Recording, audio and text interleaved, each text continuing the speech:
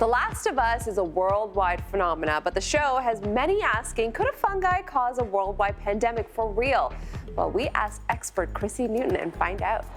So obviously I'm guessing that you have followed The Last of Us, but like, what's your take on it? Do you like it? They've done a fabulous job. Like, I think the last episode had 8 million people watch it. Like that, I think that's unbelievable. For our viewers who are not familiar, can you tell us a little bit about your background? I'm a podcaster with a science and defense and tech news website called The Debrief. So I talk about all things from science fiction that turn into science fact. So I'm excited to be here, and hopefully I don't scare you.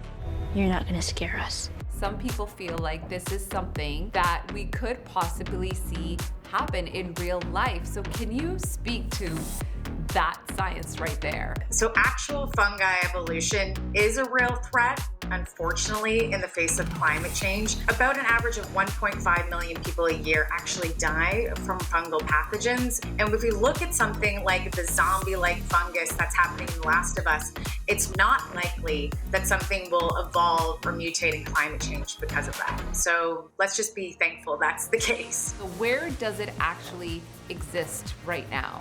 Yeah, so this fungus is called cordyceps. So the fungus actually can be found in the high mountains of China, and it's actually used surprisingly in a lot of herbal Chinese medications currently. So humans do ingest it. It generally infects insects and other different species. It does attach onto the ant, and then what happens is the ant ends up biting into a stalk of something, and then it ends up growing a large spore on the top of its head. When the ant is infected, other ants will come, or one ant will come and remove it out of the colony so the rest of the colony is not infected, and kind of leave it, unfortunately, into isolation. If she so much as twitches.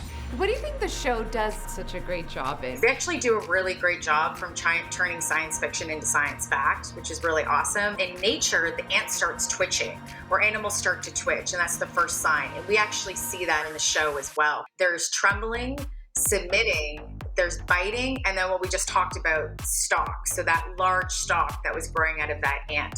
Very similar to what we see in the show and in the video game.